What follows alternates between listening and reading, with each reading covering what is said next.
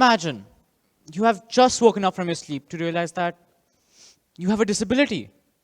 What would you be thinking? I would start thinking about how it could affect my life. Would I be able to use the restroom? Will I still be able to get an education? What will my family think? Will I ever get to live a normal life again?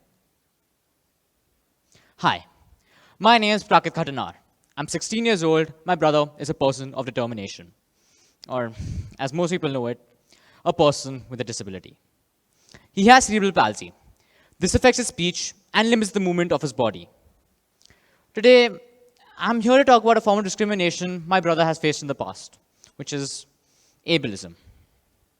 So, what is ableism? Ableism refers to the bias, prejudice, and discrimination towards people of determination. It talks on the idea that people with disabilities are more inferior compared to their non-disabled peers, or supposedly normal people. Now, I want you to think about the 5 places that you go to every week. Got it? Now think, how would you get there if you were blind or in a wheelchair? Seems hard, doesn't it?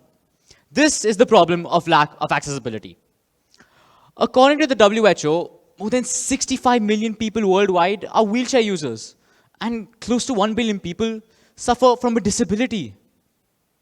There aren't enough ramps on the floor for people in wheelchairs or braille pathways to help guide blind people.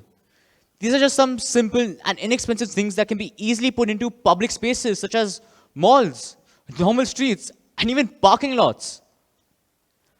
Majority of the time, these local authorities only think ramps are enough when they're not.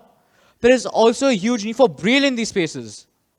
It has been reported that in the United States alone, 8 million people are blind.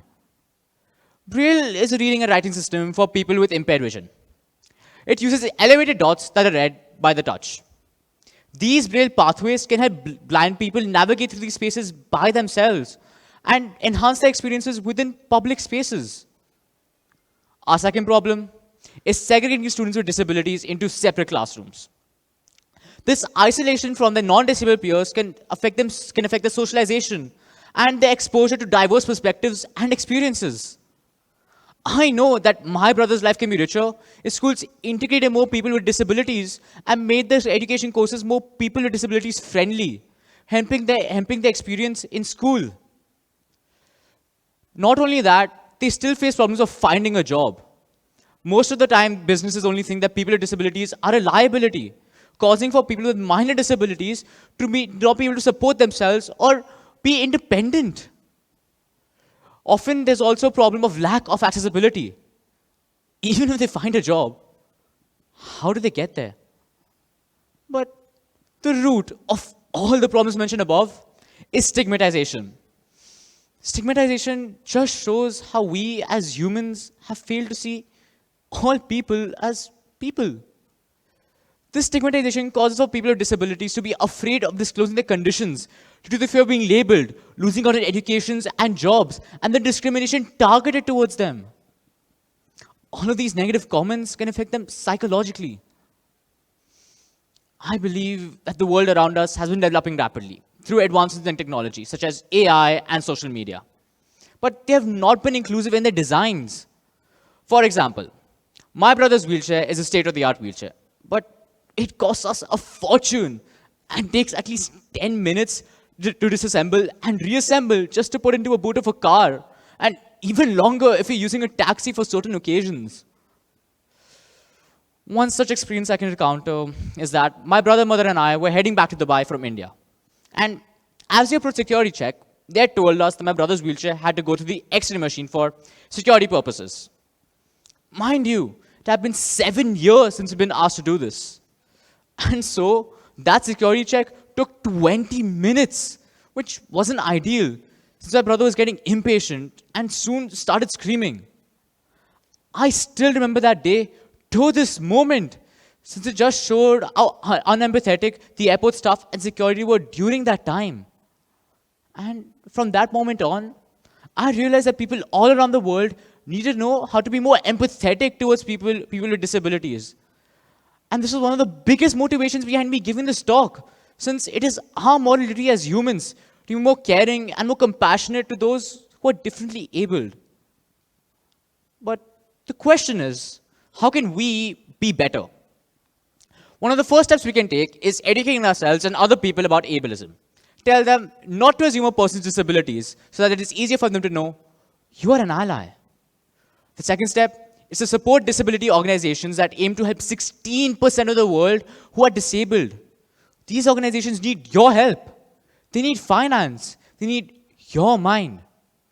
Here in the UAE, we have a multitude of organizations such as the Anur Center for Rehabilitation and Welfare Association, the Emirates Foundation, and All as One. These organizations receive funding, yes, but not enough to help all the people who need it. Third step is to watch the language you use. Often words like crazy, psycho, and the harshest of times, retard, are used to describe people with disabilities. Start expanding your vocabulary, make it more person with disabilities friendly. For example, the UAE has done this by replacing the word person with disabilities with the word person of determination. I myself, while interning with our training partner in the Hive in the past, have taught acting skills to people with disabilities. Not only that, my brother's school, Anlu Center for People with Determination, holds a carnival fundraiser every year. All of the income raised goes towards improving the infrastructure and the quality of education for people with determination, since they deserve the best quality of education available out there. But the one thing I try to do the most is be a voice to those who can't speak out on the problems of ableism. To be a voice to those who can't speak out on the difficulties they face on a day-to-day basis just because of ableism. My final message to all of you is that together we can stop the stigmatization of ableism, which in turn will stop us from segregating people just because they're different. While I was researching on this topic, I found a story about a man named Justin. Justin was first diagnosed with ADD, or now commonly known as ADHD, at the age of 5 years. He was immediately shifted from a normal classroom to a special education courses. His parents were told that he wouldn't be able to graduate high school and not be able to go to college. But he did go on to graduate high school and graduate from college. He now works at the Center for Disease Control and Prevention in the USA. By implementing these 3 solutions mentioned above, I believe we can build a world where people of determination have an equal chance of a better future. That's it for now. My name is Praket Khatanhar, and it's been a pleasure.